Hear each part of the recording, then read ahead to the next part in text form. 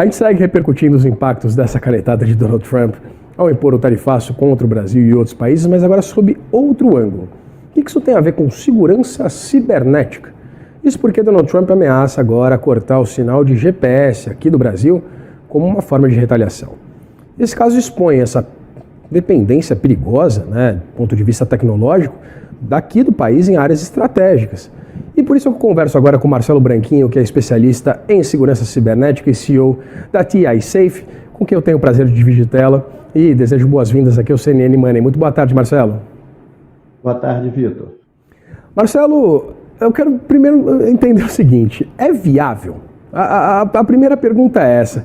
A gente tem uma dependência muito grande, claro, para com diversos fins. Agora, é viável que os Estados Unidos cortem o sinal GPS apenas aqui para o Brasil ou não? Vamos lá. Essa é a pergunta que todo mundo faz, né? Se é viável cortar o sinal. Então, vou partir do seguinte princípio. O GPS é um sistema que foi desenvolvido pelo Exército dos Estados Unidos, pelas Forças Armadas dos Estados Unidos. E isso aí, muito lá atrás, né? Ele foi liberado para o uso público em 1995. Bom, tecnicamente, é muito complicado você cortar o GPS para uma única região, sem afetar regiões adjacentes, né? Então, por exemplo, um possível corte para o Brasil não seria só para o Brasil, acabaria afetando alguns dos nossos países vizinhos também. Existem técnicas para isso, e são segredos militares americanos, tá? Existem precedentes, né? Em 1991, os Estados Unidos degradaram o sinal de GPS para os seus adversários na Guerra do Golfo. Isso já foi feito em exercícios militares na Noruega e na Índia, né? Testaram o bloqueio para afetar a aviação civil e navegação marítima nas proximidades. Mas não é uma coisa que seja feita em tempos de paz, vamos dizer assim, né? Não seria muito factível isso acontecer com a gente aqui no Brasil, pelo menos não agora, né? Não sei se na progressão dessa escalada se isso poderia vir a ser uma realidade.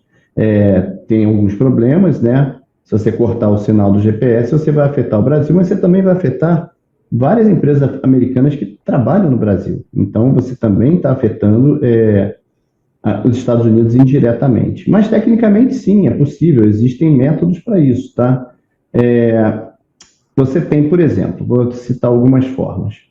A primeira coisa é que ele consegue, através de reprogramação de satélites, degradar o sinal. Degradar o sinal do GPS é tão ruim quanto cortar o sinal do GPS, porque ele acaba com a precisão do GPS. E o mais importante, né? O que mais afeta a gente não é exatamente a precisão do GPS, mas a hora que o GPS propaga. Porque essa hora ela afeta diretamente os sistemas brasileiros, né? Então, a primeira coisa que se pensa, que foi muito falado já, é se os Estados Unidos cortarem o GPS do Brasil, e aí, não vamos mais ter aplicativos de celular? Eles não vão mais funcionar? Aqueles aplicativos de transportes, aplicativos de comida, enfim, qualquer um que dependa de localização? A resposta é não, eles vão continuar funcionando. Por quê? Porque o GPS não é um único sistema de geolocalização que existe. Existem outros.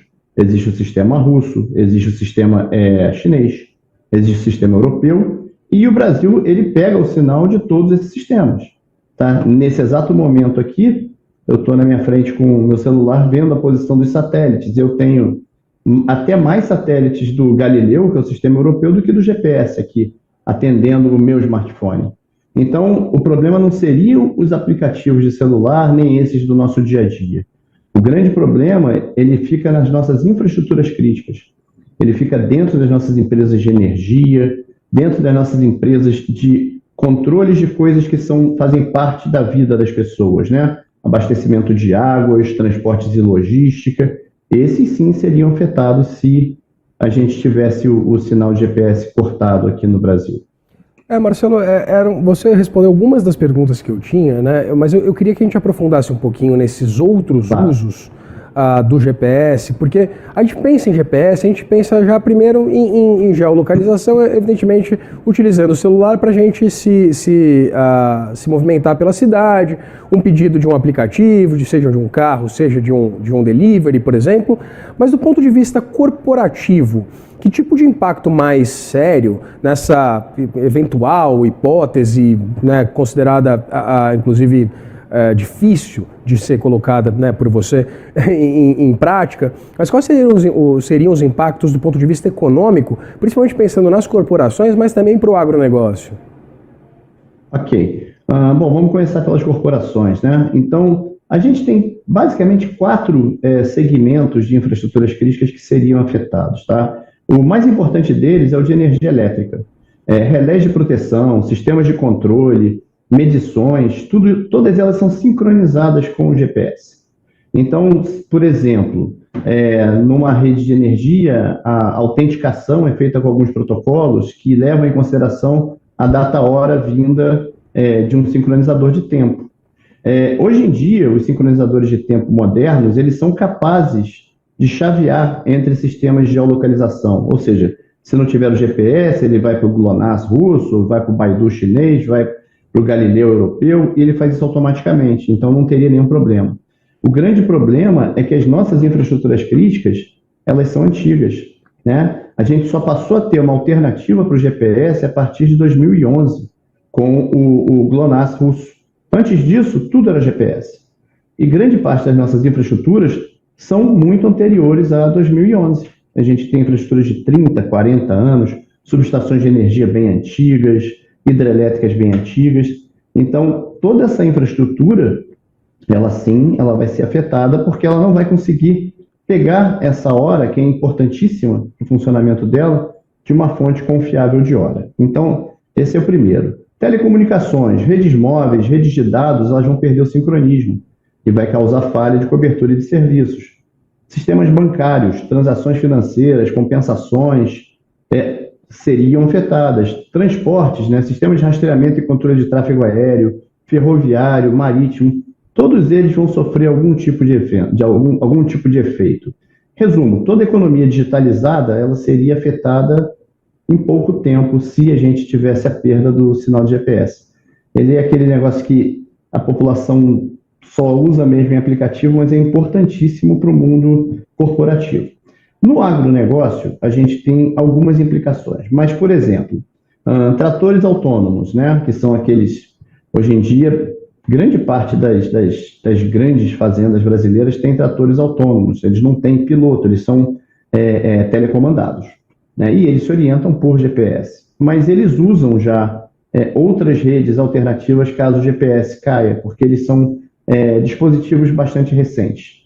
Então, a gente não teria esse problema nesses dispositivos do agronegócio. Agora, em sistemas de controle do agronegócio, a gente poderia também ser afetado.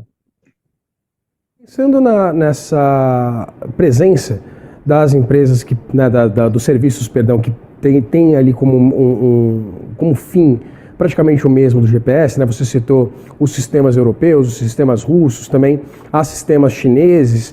Eu queria entender exatamente a viabilidade do uso desses sistemas de geolocalização aqui no Brasil. Como eles já funcionam, eles funcionam bem? Eu queria entender se, eventualmente, de novo, uma possibilidade muito, muito distante, mas se de fato acontecesse do GPS ser bloqueado aqui no Brasil, essas estruturas elas seriam suficientes para compensar essa ausência desse sistema em operação aqui? Sim. O que acontece, né? Com o lançamento do GPS, como eu disse no início, ele foi feito pelas forças militares americanas, os outros países sentiram um problema de autonomia, né? Eles não podem ficar dependendo na sua orientação apenas de um sistema norte-americano. Então, a Rússia lançou o sistema deles, a Europa fez o deles, a China fez o deles, o Japão tem um em desenvolvimento, a Índia tem outro, enfim, todas as nações soberanas têm o seu próprio sistema de geolocalização, porque você não pode ficar justamente nessa dependência. Agora, quando a gente fala de uso disso, por exemplo, nesse momento, o seu smartphone talvez esteja usando o GLONASS russo, ou talvez esteja usando o sistema europeu. você não comanda isso, ele pega o que tiver com o melhor sinal ali na sua área para receber. O problema, como eu disse antes, é que os sistemas de controle, os sistemas de infraestruturas críticas, eles usam outros equipamentos, eles usam sincronizadores de tempo, são equipamentos mesmo, né, hardwares, que eles sincronizam esse tempo com os sistemas de controle. E esses equipamentos nem sempre são tão recentes assim e nem sempre possibilitam esse chaveamento entre esses sistemas de geolocalização. Então, no caso de uma queda do GPS americano, é bem possível que muitos sistemas percam a hora e percam a sincronia. Esse é o grande problema. Como resolve? Você tem adaptadores que você pode colocar nesse sincronizador de tempo para pegar essas outras fontes de tempo. Só que isso depende de investimento, depende de preparação dessas infraestruturas, enfim, depende de um plano, né? O que eu quero dizer aqui é que o Brasil ele não tem um plano B para ficar sem o GPS a nível de infraestruturas críticas. A gente precisaria pensar nisso a nível de nação para poder ter um plano e efetivamente colocá-lo em prática, né? Ter gente treinada para isso, enfim, estar preparado para o caso do GPS sair do ar. E outra coisa, não só os Estados Unidos podem tirar o GPS do ar, ele pode cair também por fatores climáticos, tempestades solares, tem uma série de fatores climáticos que também podem derrubar o sinal e degradar o sinal. Tá? Então, é algo que a gente realmente tem que ter um plano para caso ele venha a faltar algum dia, a gente poder rapidamente repor por um outro sistema alternativo e nossos sistemas não caiam, nossas infraestruturas não parem. Enquanto isso, eu não preciso sair daqui da CNN, ali na Avenida Paulista, e comprar um mapa como faziam os fenícios, né, Marcelo? Muito obrigado por essa disponibilidade de bater um papo com a gente. Marcelo Branquinho, que é especialista em segurança cibernética e CEO da TI Safe, com quem eu tive o prazer de conversar aqui no CNN Money News. Muito obrigado.